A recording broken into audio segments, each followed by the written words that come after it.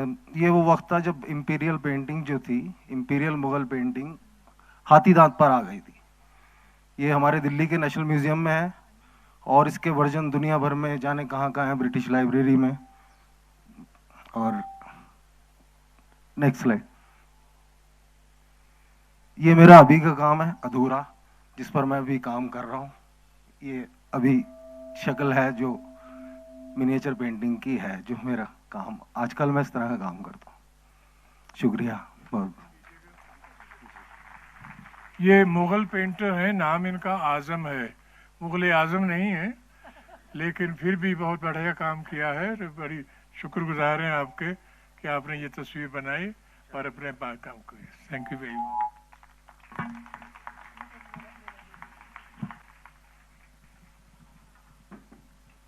From all of us, a big congratulations and best wishes to Muhammad Azam for carrying on the lineage, which is 350 years old. And before I call upon Rahul to introduce the next session, may the FM people who are present here, they are required urgently to come to the console here, the FM people. And now Rahul will introduce the next session on his father.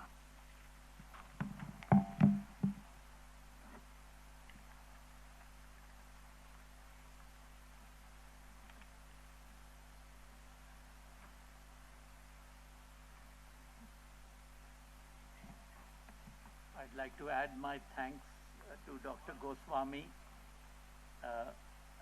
for lovely talk. I first met him. No. Okay, I'd like to thank Dr. Goswami for his talk. He's been here before to Kasoli. I first met him when I came to Chandigarh, and he has become a legend ever since. I went to Chandigarh in '84. He was already well known there, but now he's become nationally known and abroad as well. Thank you, Dr. Goswami, for being here.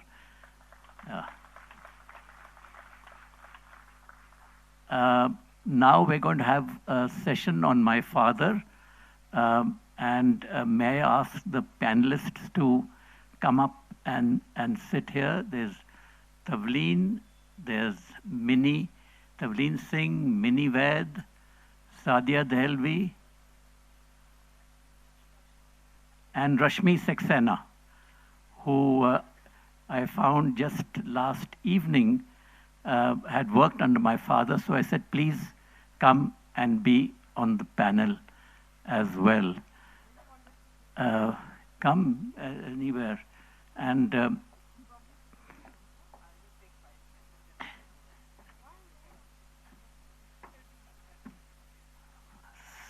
so he sent them back a postcard saying, go to hell.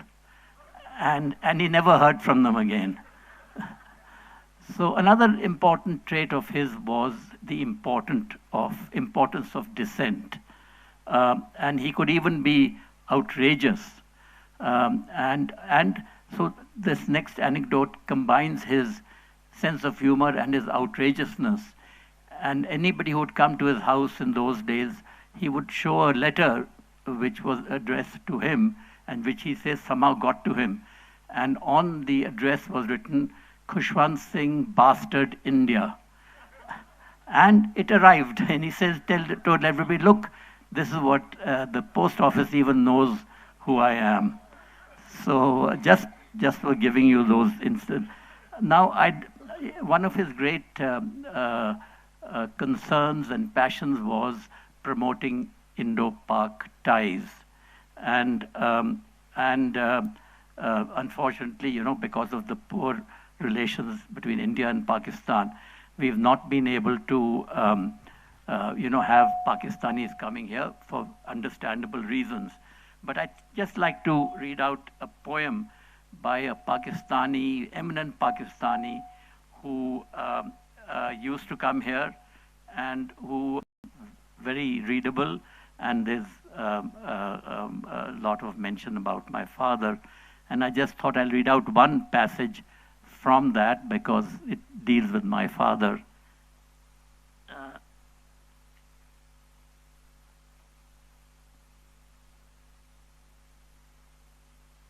if I can find it, that is. Yeah, here it is. And the book is available. You know, a lot of books are available in the bookshop here by the speakers who you'll be hearing in the next couple of days and today. So his book is also available for him to sign and for you to buy. Khushwant threw the best parties in town until age caught up with him. There would be no more than 10 to 15 people, but every one of them interesting. Some of the ladies whom he adored, Sadia Dehlvi, who's here with us, Kamna Prasad, Humra Qureshi were permanent figures. You were expected at 7, dinner was served promptly at 8:30, and if you didn't leave at 9:30, he would throw you out. When Rajiv Gandhi was leader of the opposition, he turned up for dinner late. Khushwant had gone to bed. It was left to son Rahul to entertain the distinguished guest as best as he could. Rajiv Gandhi was not in the least bit offended. Khushwant followed this regime so that he could get up before dawn and write. I think the person closest to Khushwant outside the family was Bubbles Charanjit Singh, the chairperson of Le Méridien Hotel, who is here in the audience here. And she's been one of the biggest supporters of the Khushwant Singh Lit Fest.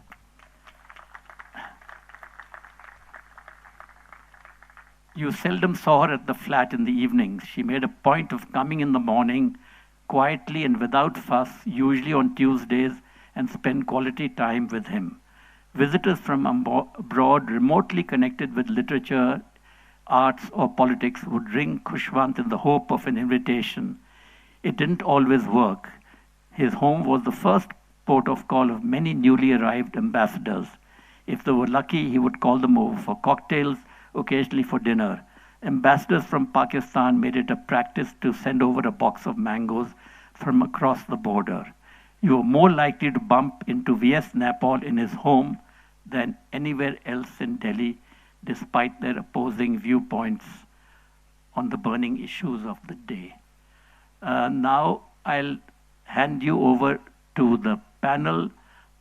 First, perhaps I could ask Tavleen Singh to talk about him. Now, let me just mention a little bit about Tavleen Singh, which I hadn't planned to do, but when I heard that she was coming, my father was attached to, he read all the religions, though he was an agnostic himself. He was a very proud Sikh, but he was an agnostic. But he hated fundamentalists of all the religions, including his own religion. And Tavleen had the guts, I read it in one of her books, she had the guts to take on Bhindranwale in the Golden Temple and, quote the Sikh scriptures at him and show how wrong he was in what he was saying. And I think when she was leaving, one of Bhindranwale's aides went to her and said, "You are lucky that you have emerged alive out of that. It's only because you're a woman that we let you go." Tavleen, I'll let you start off. After Tavleen, we'll have, I think, Minnie, Rashmi, and then Sadia. Okay, just to clarify, it wasn't just the fact that I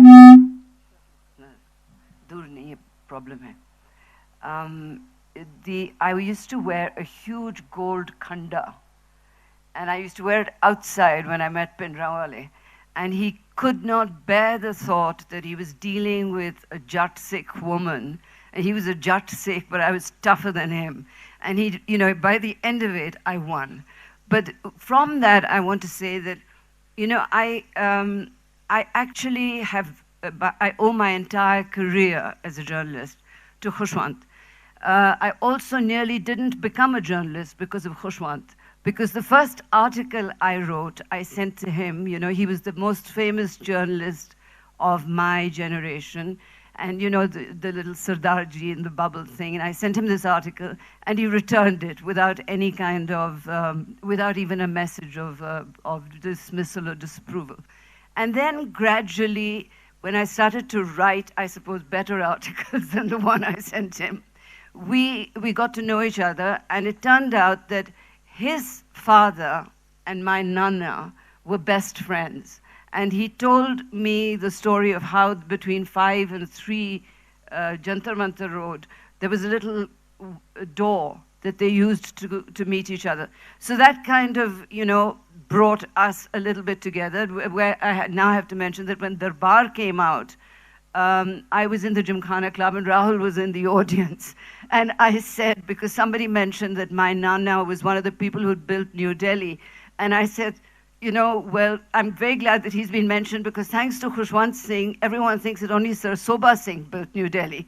And Rahul, when he told him, Khushwant laughed, right? But I then went on to sort of disagree with him thoroughly on his political opinions. He could be very weak sometimes politically. Yeah. So when he was, the big fan of Sanjay Gandhi and there was the emergency, etc., I had real differences with him, but never disrespect. And then what happened was, the 1984 moment when I thought that he was going to continue to just stay away, because sometimes when there was a political issue that he was uncomfortable with, he would often just stay away from it.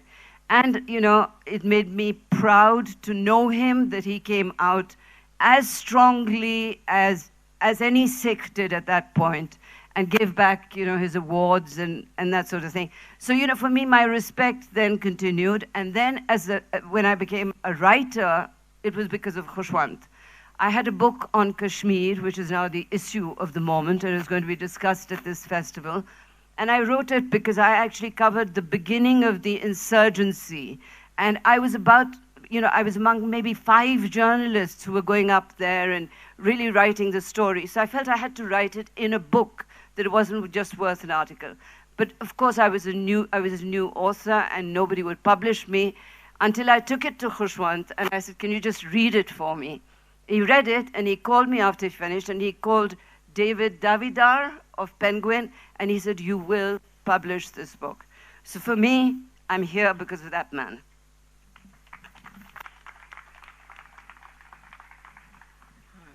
Okay, so I have a similar story about David Davidar. My memories of Khushwant Singh are almost 25 years old. As a rookie reporter, I was covering Punjab for the first time, Punjab insurgency years, for Newstrack. And as part of my job, we used to interview militants, and they'd like to call themselves khadkus at that point. And so we had to give their views. And so for the sane, rational perspective, a historical perspective and overview, Khushwant Singh was my go-to man. So much so that people like Simranjit Singh Mann, later on would say, so who's there for the debate? Khushwant Singh. So they all, kind of thought that, okay, he's the regular person. And so that was a professional bit, but even personally, I just once mentioned that I'd like to write a book. And then he took me personally to David Davidar and said, just hear her out, and sat and heard my whole spiel. And that was very nice. So I remember his professional expertise and help that he gave to a rookie reporter, and his personal kindness of, taking me there and being there. So I just like to read out a tribute that I had written on Facebook on the day that he died at the age of 99 in 2014. मेरे को लाके बैठ उत्थे क्यों बैठी हैगी हुन दस की हैगा तेरा debate. Come and sit next to me. Why are you sitting there? Tell me what the debate is. Said the grand old man of Indian journalism to me in Punjabi in the drawing room of his Sujan Singh Park residence in Delhi. Those were the Newstrack days when Punjab was in the throes of insurgency, when Simranjit Singh Mann was seen as an Akali Dal khadku terrorist rather than a politician, when journalists spent time and research profiling their stories, and when people like Khushwant Singh sat you down, willingly gave of their time, offered breakfast and refreshingly frank and honest quotes in the ensuing debate we filmed for him later, pitting him against the same Simranjit Singh Mann. But this is about the grand old man sitting with his knees propped on the rolled up muddas only Delhi has, chatting away, insisting on Punjabi once he learnt I was one, reminiscing about Illustrated Weekly where I too had spent some years, much after he left, alas, calling out to his wife to have some peace to us. He used to call her Sardarni. I could go on and on in nostalgic vein. I wish he had turned 100. I wish I had gone back to meet him another day. I had sent him a copy of my first book and kept meaning to meet him on my next Delhi visit to ask him what he thought of it. I never did. Khushwant Singh, you will be missed. This is what I had written the day that he died.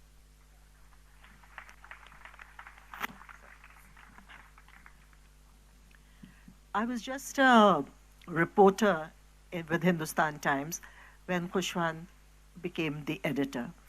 The day his name was announced, there was quite a flutter in the office because, you know, we had very, people who I would say had not been very controversial as editors.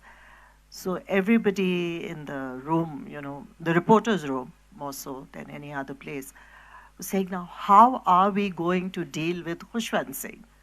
Till somebody came and said, he just looked at me and said, why are you people debating this? How is Khushwant Singh going to deal with you? That's the question, you know. So we all said, yes, maybe that's right. And within about, I think he arrived in office the next day, and the peon came to me and said, Aapko editor saab bula rahe hain. I almost fainted, you know. I was just a reporter, you know, and I had never met Khushwant Singh earlier. So I looked at the peon and said, why is he calling me? So he said, Khushwant Singh said, editor saab said, go and look around, and wherever there's a woman, you just call her. Now, I was even more petrified. So anyway, I landed up there and knocked and went into his room, which was still, you know, in a state of being, you know, switched over to the next this thing. And he said, Acha, so you're the reporter? I said, yeah. He said, come here, come and sit here and look at this. So I looked up, and on the wall behind his chair, there was this huge painting, and it was a nude. So he said, so what do you think about this? So I said, I didn't know how to really react, actually. So then I said, but you know, Mr. Khushwant Singh, this is what people expect of you. This is what they will expect, that you have this sort of a painting. You know, and there's going to be a meeting tomorrow, which was supposed to be the first editorial meeting. He said, Arey, tab to utaro isko, take it off, take it off. So I said, no, the painting is nice. He said, no, no, I don't want people to think this is what it should be, and then there'll be no surprise element. You know, so I've realized that I was just a reporter and he didn't care, but my opinion mattered to him, which was, you know, the most important thing in a newspaper office, that the editor was willing to listen to the voice of a person or the views of a person who is junior in the ranks, you know. And then he later told me as I was leaving, what you've told me is very important. One should never do in life what people expect you to do. So I said, but you only live up to your image. This is your image and this is what you've built for yourself and you want to be like that. He later told me, I think about a few months after I'd been there, he said, you know what you told me, I've been thinking about that. And I said, Mr. Khushwant Singh, I'm really flattered that what I told you, you're thinking about it, you know. He said, nahin, main sab ki baat, I listen to everyone, but I do what I feel like, which I really think underlined his personality as I saw it. And then, of course, I moved out and went away to Sri Lanka, and I was reporting there. And when I came back, I didn't have a job. You know, I was still trying to figure out what to do. And I just got a call one day, and one of our common friends said, Mr. Khushwant Singh is saying you returned from Sri Lanka. Why haven't you gone to visit him? So I went to visit him and at Sujan Singh Park. And his first question was, Are, now you just want to sit at home. You don't want to do anything. So I said, man, I'm looking for a job. He said, I'll get you one, just wait. And he called up M.J. Akbar, and he learned that day that M.J. Akbar had left, and I forget the name of that gentleman who had joined as the editor. Anyway, Subbo. Yeah, sorry. Yeah.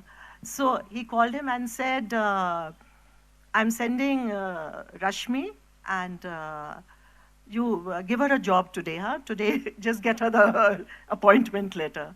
And I became a correspondent, joined the bureau of Sunday magazine. That's how he was, you know.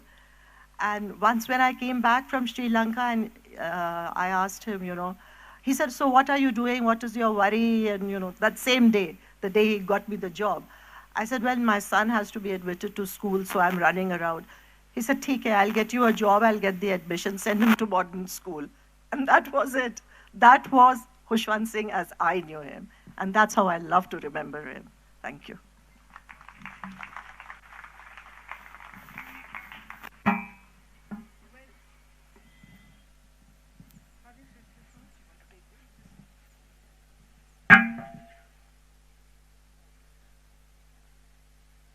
Well,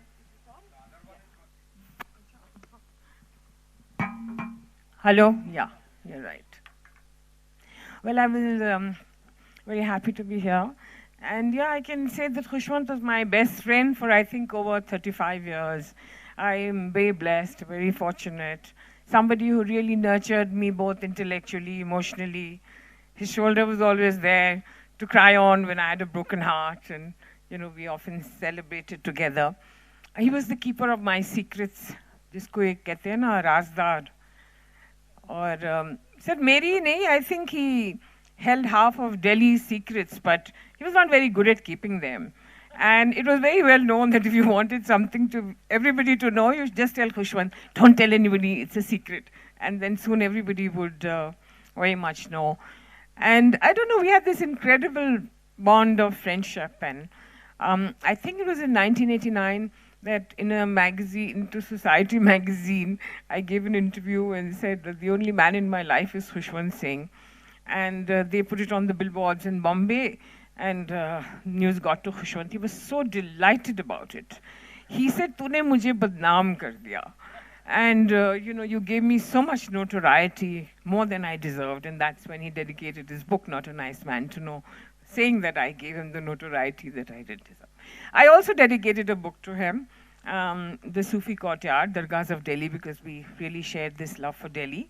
And when I told him that I'm thinking I'll write for Khushwant and the city of Delhi that we both love. And he said, no, he could be very childish also and very demanding. And he said, nahi, I didn't share your dedication, only for me. And you just write Khushwant. Usse na lagta hai ki nazdeek rishta hai. So I wrote that. And so his house really became the window to the world for me. And you met presidents, prime ministers, politicians, journalists, writers, and sometimes very strange people who, you know, ordinary people, some of them claiming that they've had conversations with God, which used to be very fascinated about. And somehow, you know, everybody felt they could trust him.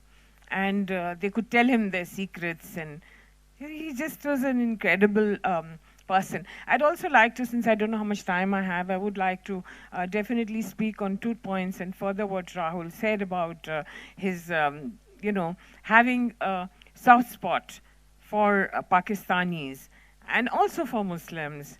And he had these curtains in his house which says, I think they're still there, Salaam alaikum, wa alaikum salam. And if any Muslim went there, he'd be so proud and show, you know, La ilaha illallah written, the Muslim Declaration of Faith, and, you know, calligraphic pieces he's picked up from various parts of the world. And then he'd say, the food here is halal, you can have it. He'd make them at ease. And he told me that my house is always open for a Muslim, for a Pakistani. They were the only ones they could actually really come in unannounced and say, ki Pakistan se aaya hai, ye koi Musalman naam hota ho. So, and he would say, when he went to Pakistan, he would say about Pakistan, ki mera Makkah to Pakistan mein hai. When he went to Hadali, he said, main to Hajj karaya. Now, I think he got away with saying and writing a lot of that. But in the current situation, I think he could have very well be charged with sedition for a lot of what he would have written. And like he said, Rahul said, he had no time for religious bigotry. He called them fundus. You know, whether they were Muslim, Hindu, Sikh, it didn't matter. He was just very committed to liberalism, to secularism. And I think with him gone, the liberals and the secularists really lost a very strong, their best friend and a very strong voice for that. And he used to say that he felt unclean in the presence of somebody who had any form of religious bigotry. It was just something he just couldn't tolerate. He used to call them poisonous snakes they are. And I think he even once told Advani that, to his face, right, that you sowed this, the seeds of communal disharmony in this country, and he never, though he had tried to support him once, I think a long time ago, but then he became very anti. So in a way, I miss the fact that he's not here to stand up for the kind of religious intolerance that is going, is increasing. And yet I feel that in a way I'm happy that he's gone when he did, because I don't think I think he would have been a very, very sad man. There's something I want to say which I've never told anybody and never written about it or not at any gathering. When I used to meet him last, of course when I went to him, he said, I was expecting you. I said, no, because he wasn't really picking up the phone or anything. I said, no, I don't think you were expecting me. So he looked at me so lovingly and he said, I'm always expecting you, And he used to tell me, कि जल्दी जल्दी आया कर, मेरे पास वक्त नहीं है. He was also very proud of the fact that he'd never missed a deadline of an article or a book, and that of the work that he'd done, and he'd never asked anybody for a favor ever or award, or was able to. But he said, मैंने ऊपर वाले से अब कहा है कि अब मुझे बुला ले, मुझे इजाजत दे दे, लेकिन वो कहता है अभी थोड़ा ठहर. Yes, what I was going to tell you was that basically, about the last few times that I met him, he was like obsessed with this, you'd be rather amused. He kept saying, I want to meet Shahabuddin. Now, Shahabuddin was in charge of the Babri Masjid Action Committee, and I want to say it now because I think the judgment is coming up, and we're all pretty clear which side it will go. And he said, मुझे शहाबुद्दीन से मिलना है, मुझे शहाबुद्दीन से के पास मुझे एक check they they. I said, what's happened to you suddenly? I don't even know where he is or if he's around. I don't know. I haven't met him. He said he wanted to give me a check to hand over to Shahabuddin for the rebuilding of the Babri Masjid. He said that he wanted to, really demonstrate that a Sikh giving money for the rebuilding of a mosque. And I kept telling him, I said, don't you know it's under litigation? It's it's sub judice. Are kya kuch nahi, ye court, what kuch nahi. Bas mujhe paise dene hai, And there was no point arguing with him. And he said it so many times in the last, it was something which was really there in his mind. And that I actually was able to record, because I didn't think at some point if I wrote of it, people would say, kab kaha, kya kaha. So one time I recorded it on my phone, which I still have. I also once did a program, we all know, like he said to you, Rahul, that he brought a lot of wit and humor to public life. And we know him all as a thorough gentleman, never getting drunk, very principled. But he did go out of his way to project that image of being the sultan of sleaze and this dirty old man. And, he loved people abusing him, provoking, he never really got provoked. He used to get very amused. I did a program with him called Not a Nice Man to Know, and where he interviewed women from different fields. And, and he was, for the first few shoots, he came very badly dressed as he would, with short kurta, faded, stained. And then my producer, when I showed him the pilot, objected, and this was for Star Plus. So he interviewed, I think, Persis Kambata, Pratima, Sharmila, Asma, and a lot of other women. So I said, I have to make you good clothes. I can't have you like this. My producer, kya, nahi, he was so stubborn. He said, I have a reputation as India's worst dressed man, and I want to keep it that way. You don't interfere. It was with great difficulty that Kamal gave me his wife gave me a suit, and I got it tailored from that tailor that you had in Ambassador Hotel, which he made, and then, I forced him that, look, I'm not going to get my money if you don't wear it. So I had to plead with him on the sets, and then he said, "Acha bhai." He also never took the money that I used to give him. I mean, I used to force it down, we'd give it to him, but he said, "I don't need money." I said, "Look, it's always the other way around. Producers don't pay, and anchors say, 'Where's my money?'" But he was one person, he just always, all my life, all the time, always said, "I don't need anything." He had very few needs and never complained of any kind of, usne paise nahi diye, mujhe paise chahiye. It was just never on his mind. If you ask me if he was a saint or sinner, I think, that is a theme. We'd be very upset if we called him a saint. So now, unless anybody would like to say something more, can I throw it open to Tavleen? Yeah. We haven't talked about his legacy as a writer. Yeah, yeah. Well, he wrote. Why did you talk? Okay.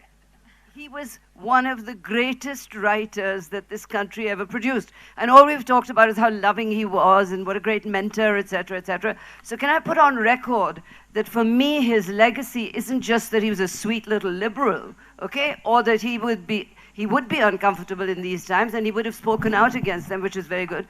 But his history of the Sikhs, train to Pakistan, he really was a great writer, and we must never forget that in all this mushy, lovey-dovey stuff. Hello, can you hear me? Yeah, sorry.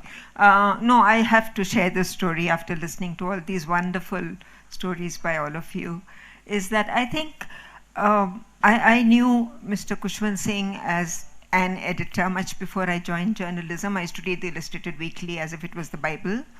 And when I started writing fiction, I had already joined Femina, and I wrote a few stories in the weekly, which was for me a big thing. He was not the editor, of course. And someone suggested that you send some of these stories to Mr. Khushwant Singh because they are good and he will encourage you to get them published. So I did that, and he said, "Come over and meet me." So I go to his house, and obviously I don't know that he is being looked after by the army. And this man comes out, jumps out from behind some barricade and points a gun at me and says, "Kahan jana hai?" But finally I get through that barricade, I meet him, and he says, "Oh, these are good stories. Leave them with me, I'll read it." Then he says, "Okay," calls me a week later and says, "Go and meet David Davidar, same story." Unfortunately, David didn't like the stories. He said, "Oh, no, nobody reads short stories, so forget it." But the book did get published much later, and I must say that I want to salute Khushwant's editor's eye, because the book is still selling. It's here, copies are here, in its 4th edition, and it worked. But I want really to share a joke that used to do the rounds in the Times of India building, where we had a false ceiling. And very often, when they were doing repairs after the rains, things would crumble. Maybe a piece of the ceiling would fall down. It has fallen in my department when I was there. And there is this story that it happened in the weekly when Mr. Singh was there, and not only did a piece of the ceiling fall, but a man descended on his table. And he looked at the man and he said, "Kash tum aurat hoti." So this was a rather irreverent but very, very beautiful story that I wanted to share. Thank you. It's really nice. Can somebody give the mic here?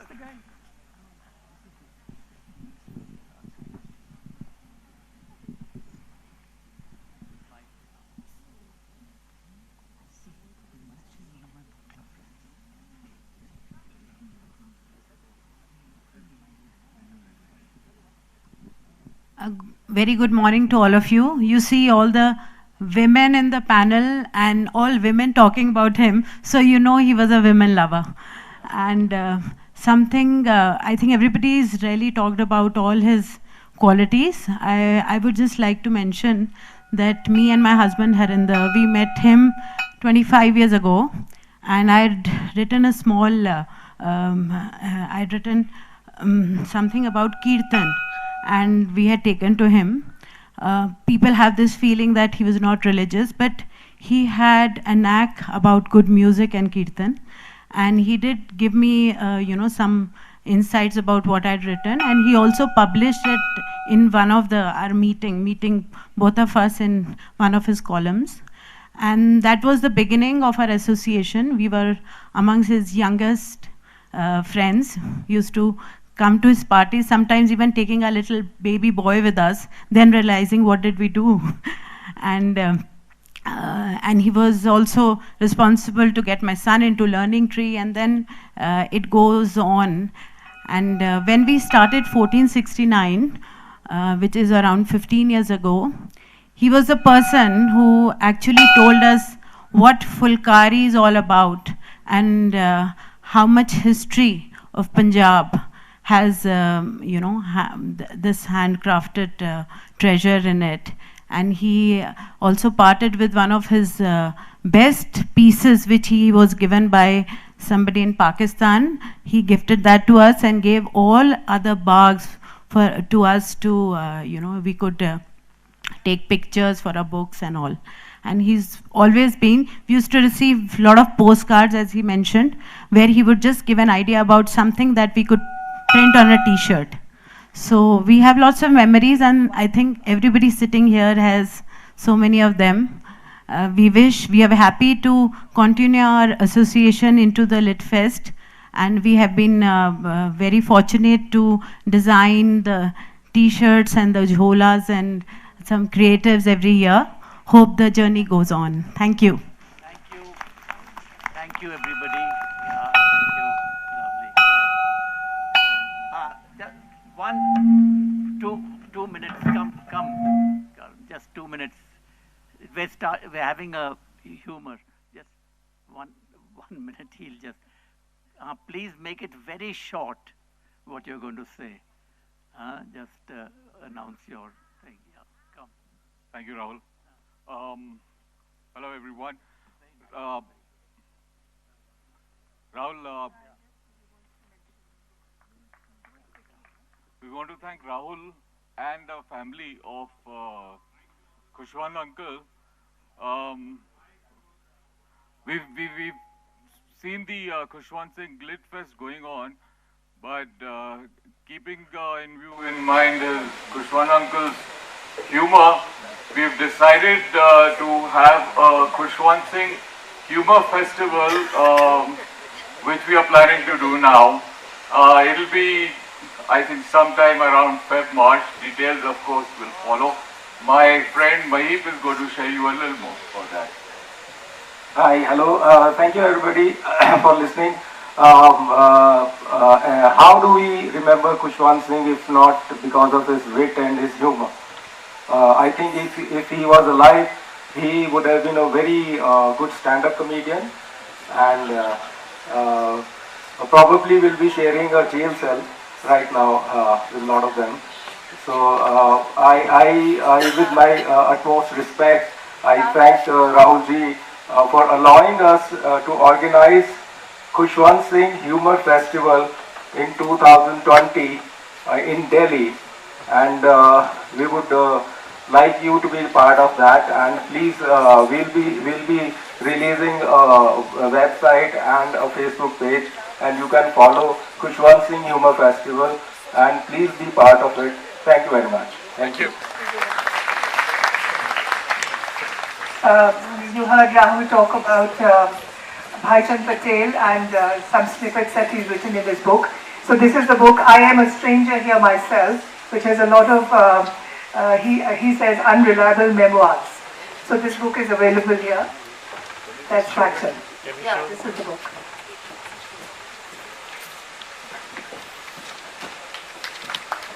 So ladies and gentlemen, Khushwant Singh, I should be salute him as patron saint to budding writers and journalists, or a sinner and not a nice man to know.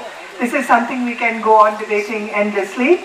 But what is without doubt and beyond debate is that his family had a stellar role to play in the look and feel of New Delhi as we know it. When the British shifted capital from Calcutta to Delhi, they contracted the building of much of Lutyens' Delhi to the grandfather and father of Khushwant Singh, Sujan Singh and his son Sobha Singh. The legacy continues from the builders of Delhi to Kushwant Singh, who too built up Delhi's heritage in a more intangible manner, the wordsmith whose daily columns everyone woke up to. Let us now get into the intricacies of Delhi's structure, its growth from the times of Tomar Rajputs in the 12th century to Mughals and the British period. I invite Swapna Little, who has covered it all in her book, Connaught Place and the Makings of New Delhi, and her other book, Chandni Chowk, the Mughal City of Old Delhi. And joining Swapna is Giles Tirotsav, who gave us Delhi Darshan, the history of monuments of India's capital. Please come on the stage.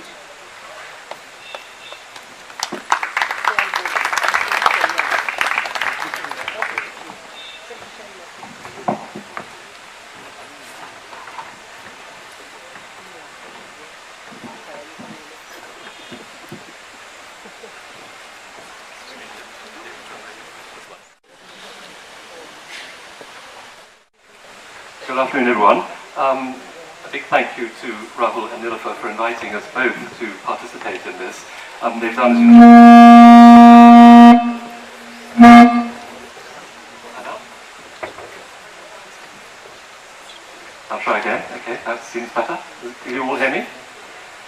Well, as you've just heard, Swapna Little and I, my friend Swapna and I, have both written books on Delhi recently, and of course our passion for that city is something that we shared with Kushwant Singh, though I never had the privilege of meeting him. Kushwant Singh wrote copiously and very accessibly about the city of Delhi, most notably perhaps, or notoriously, in a famous novel called Delhi, in which Delhi, the city, is actually the principal character of the novel, appearing through successive ages. And if you wanted an accessible history of the city, I don't think I could recommend a better book than that one. But he wrote many other things about Delhi too, including the text of a photographic portrait that he shared with the great photographer Raghu Rai. Now, we had thought, when we were invited to participate in this, that we each had rather important things to tell you about Shah Jahanabad, but then we were given the title of our presentation from Sujan Singh to Kushwant Singh, and so we thought we'd be true to the brief. So we're going to have to take for granted that you know all about Delhi from its foundation under the Tomars up until the beginning of the 20th century. And we're already going to both talk about the 20th century, two different phases. I'm going to let Swapna go first, because she's going to talk more about the founding of New Delhi, and then I will talk about a particular period in its later history, which I think is also significant for Kushwant Singh. Thank you, Giles, and thank you so much to the organizers of this, especially Rahul and Nilofer, for inviting me here and this wonderful audience. It's such a pleasure to be here. I think, listening to what was being shared about Kushwant Singh in the previous sessions, I'd like to just start with this interesting, it occurred to me that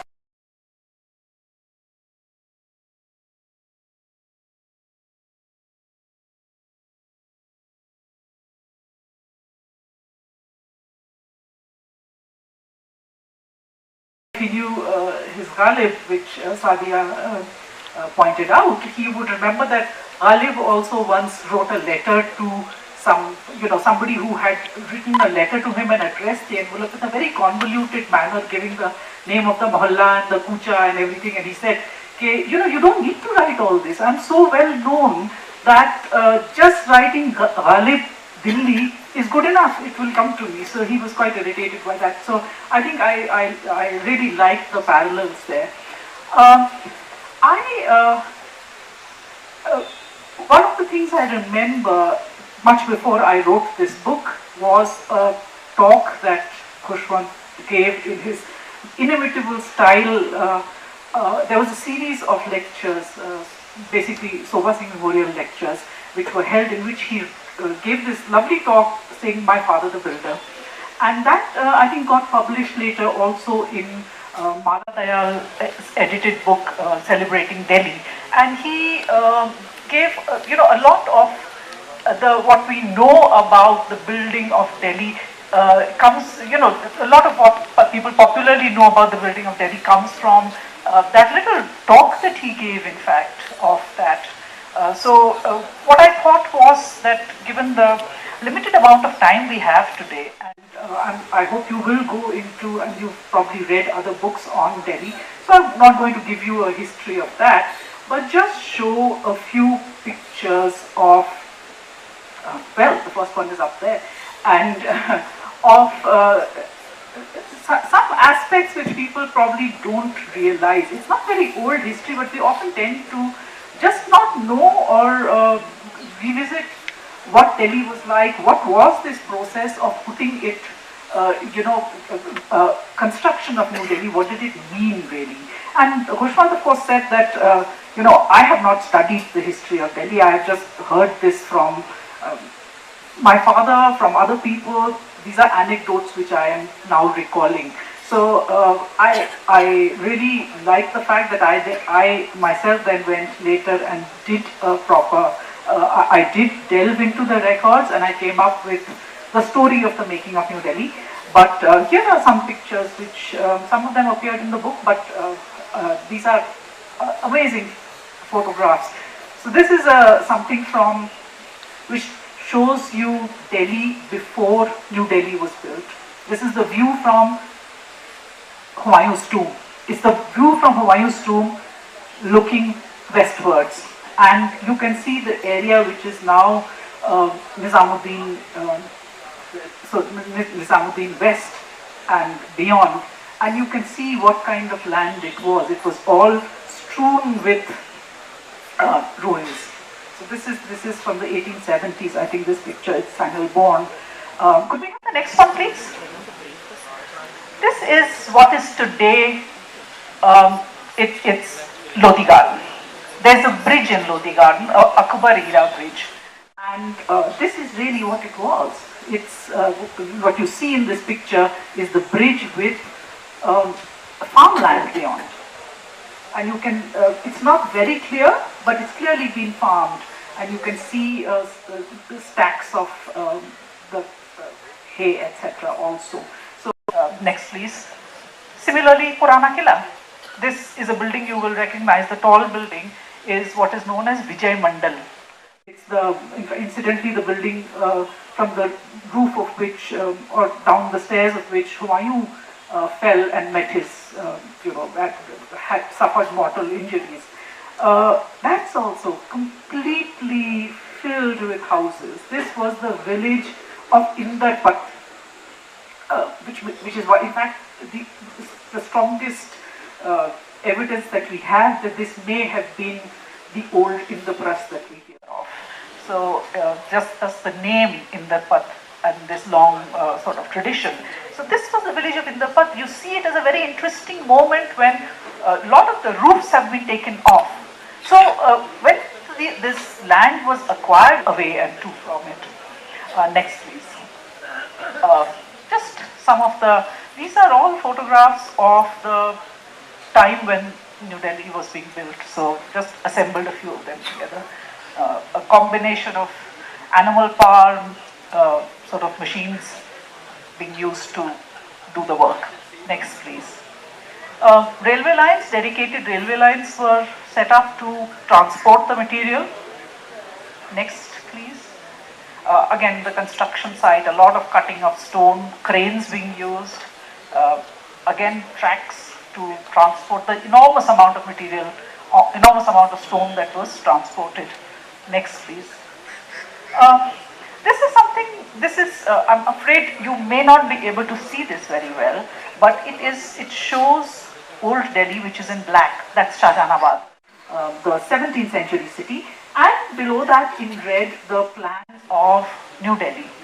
And when I look at this, one particular mystery I think begins to clear itself, because what we all are often told is that Rajpath was laid out between what we call Rashtrapati Bhavan now and Purana Killa. So now the question is, if they were trying to align this road to Purana Killa, why didn't they do a better job of it? I mean, the way stands today, Rajpath just kind of, it's like at the very least in front of Rashtrapati Bhavan. And it was his statue which actually stood there. And apparently the pedestal had a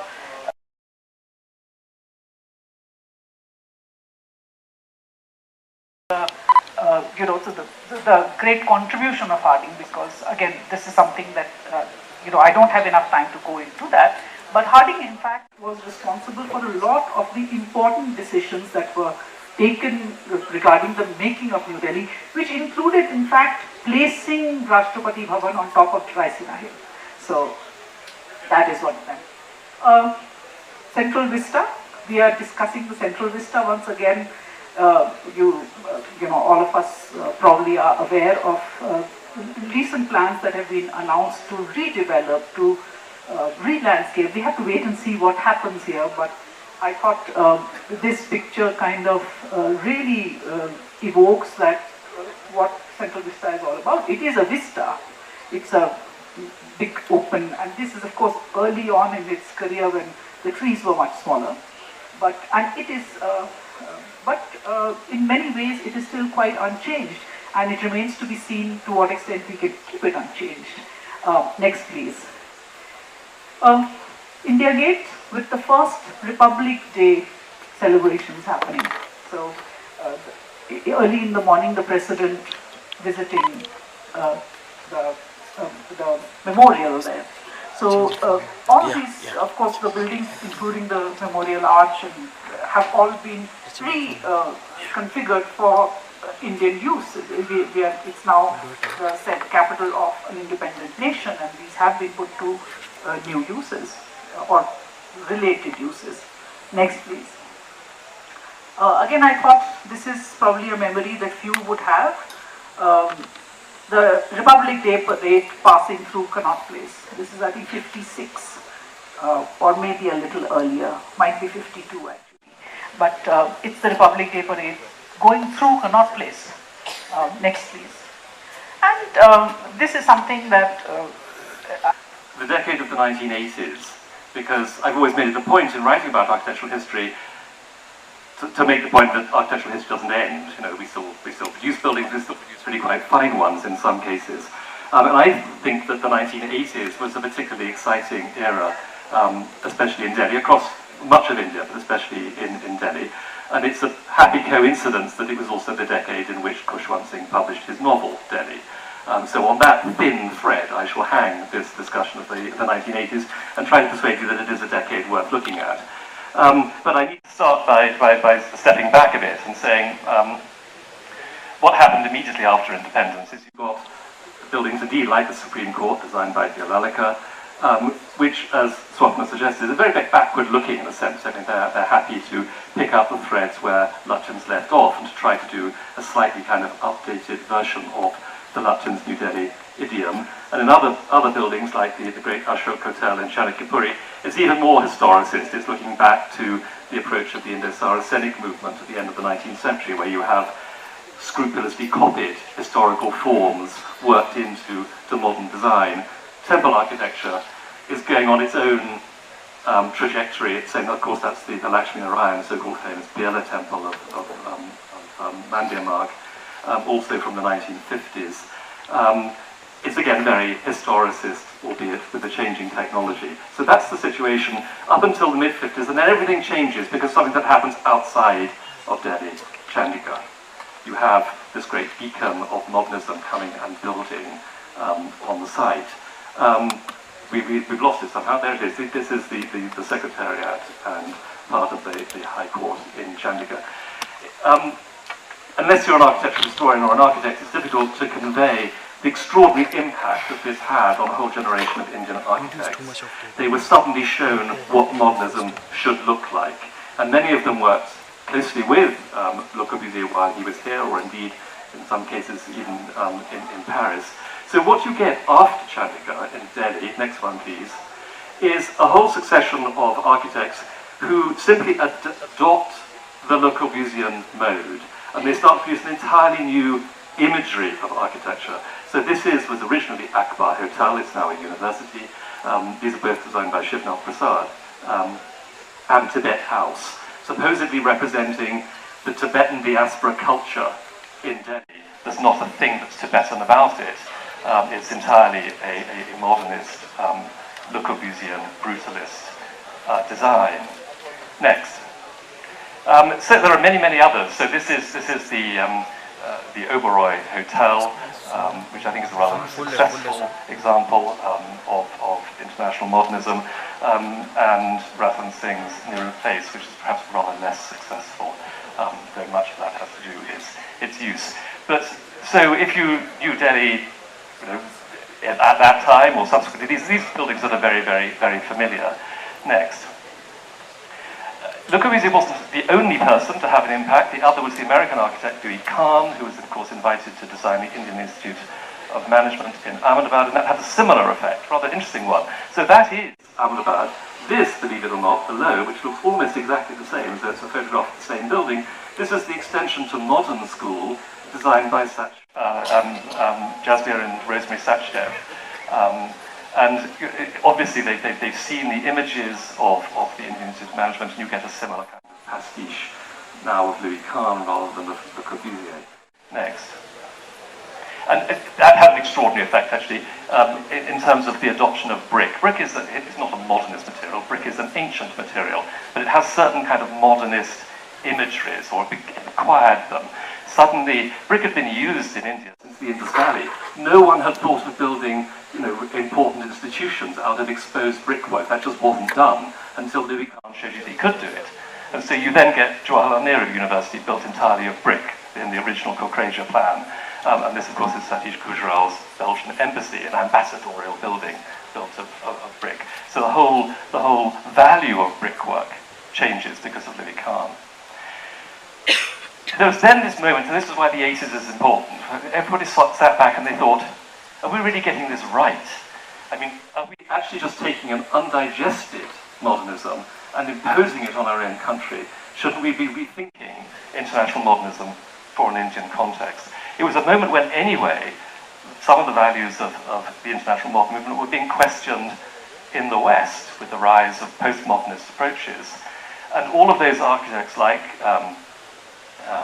the people I've been talking about, but also Charles Correa, I'll come to him in a minute, and B.B. Doshi, sat back and they thought, surely we should be doing it differently, but how? How can we do it differently? Because what they didn't want to do was to go back to the Indo-Saracenic movement. They didn't want to go into a sort of historicism or Asadism. It had to be something that was both Indian and modern at once.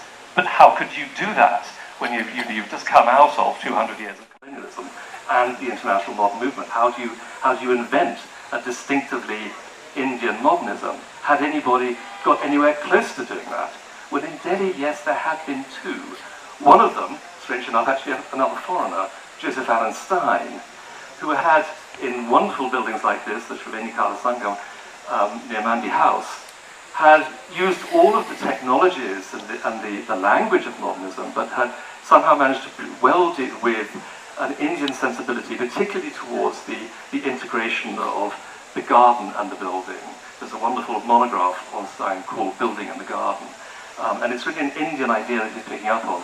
And his friend and sometime collaborator, Habib Rahman, had a very similar approach at the same time. This, of course, is part of Rabindra Bhavan. So they, in a sense, showed that it could be done. And then others took up the theme. So next one, please. So I shall start with Correa. One of his Charles Correa, of course, his practice was based in Bombay, but who did do a number of buildings in Delhi. I don't think that the LIC building is perhaps the most conspicuously successful if what you're trying to do is to invent a distinctively Indian modernism, because with its glass walls and its space frames, it was just catching up on all of the kind of cliches of modernism at the time internationally.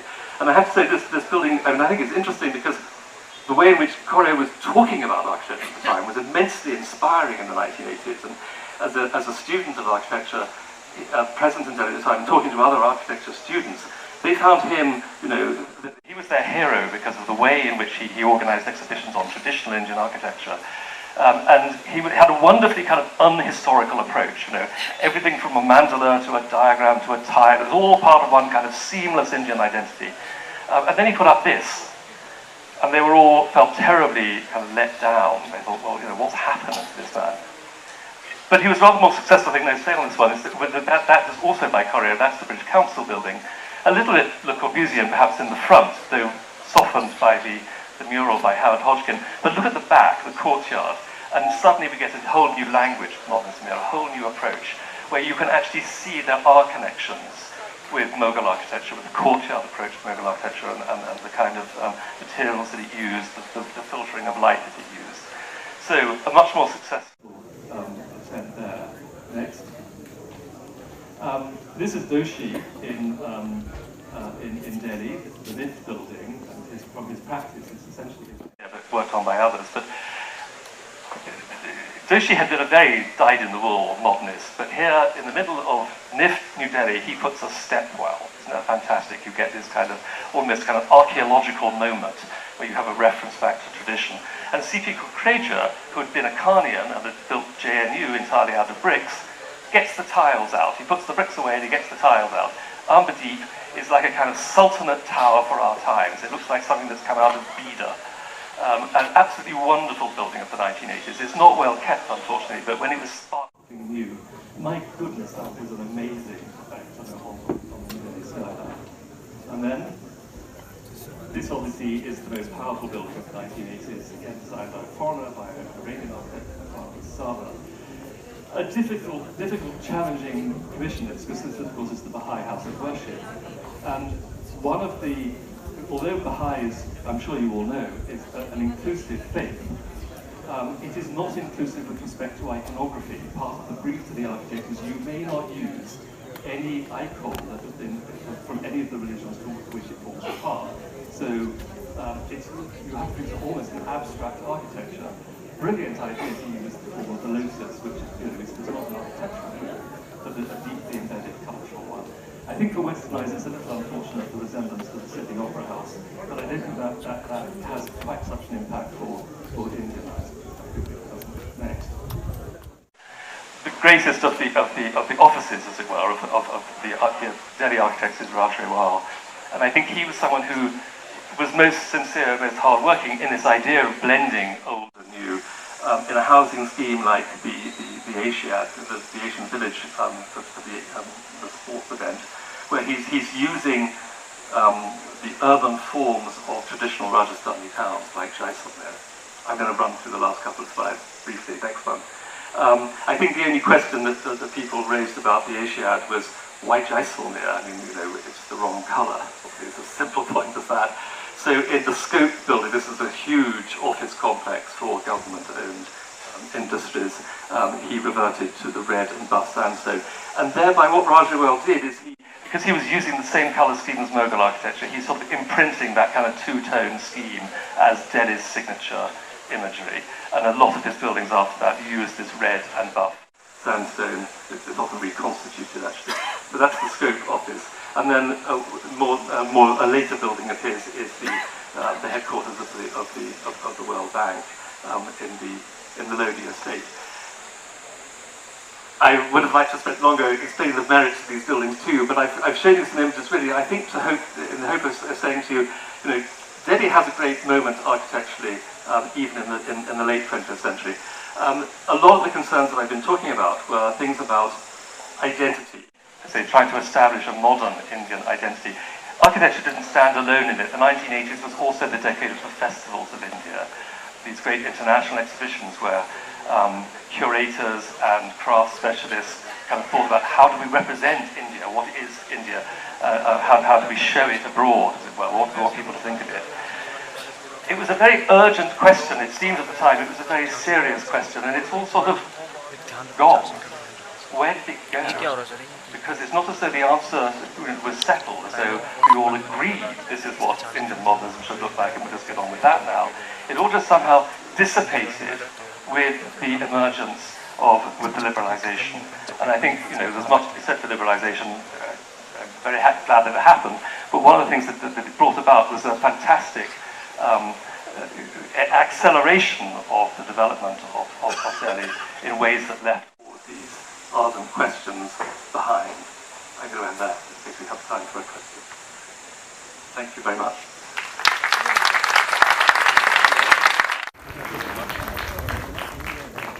Sorry, in that breath of saying, I hope we've got 5 minutes for questions in case somebody has, for either of us.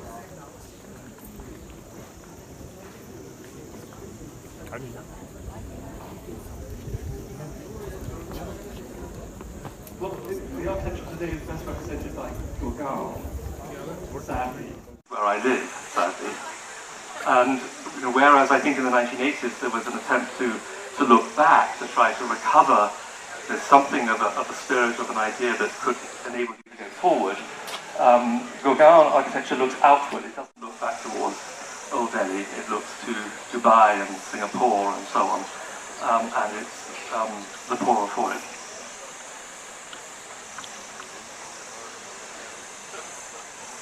Do we have a...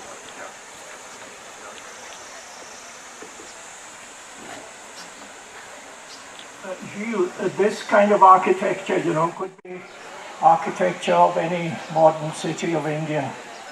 But in the context of a new politics new evolving politics of Delhi, which is more democratized and which might celebrate eventually the indigenous cultures, what sort of architecture could celebrate, let's say, Prithviraj Chauhan, the last ruler of the last indigenous ruler of Delhi, or Hemu?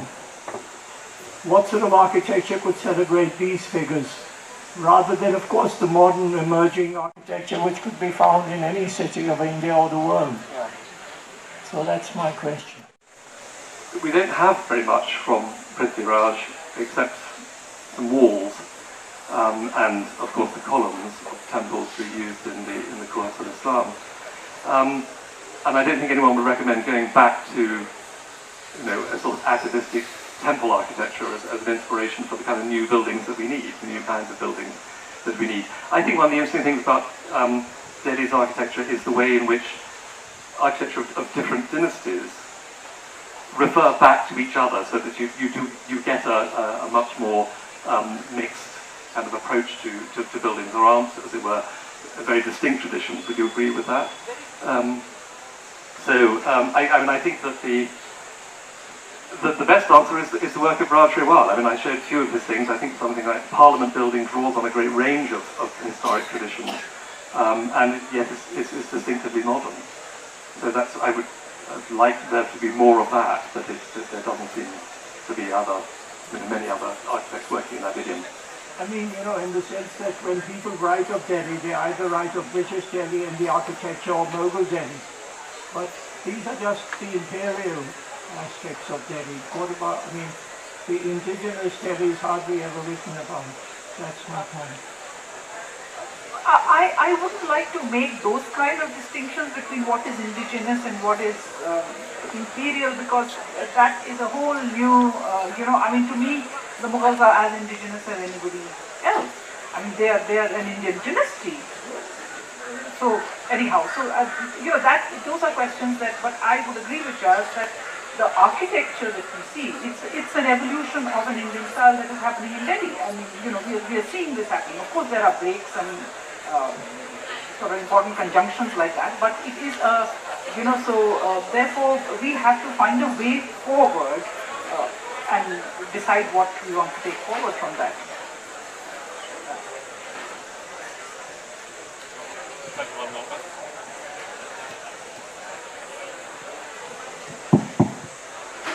You mentioned evolution, and of course evolution there must be.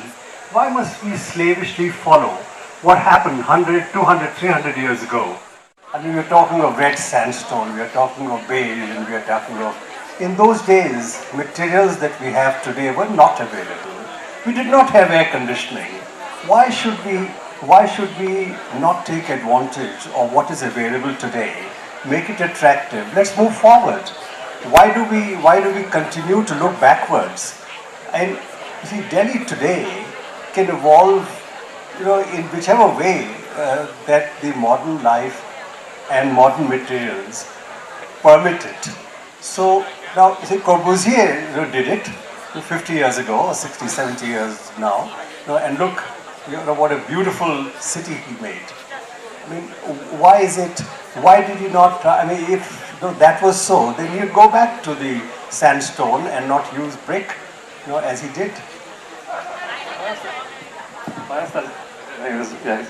It's a matter of balance, really. I'm not advocating going backwards, but looking back to go forward. It's a question of having a sense of identity, of not producing cities that the previous speaker said, questioner said, could be anywhere, buildings that could be anywhere in the world. I think it's by drawing inspiration from the past that you can forge a distinctive idiom for the future. That would be my prescription. Yes, I think we are out of time on this one. Thank you very much. Look forward to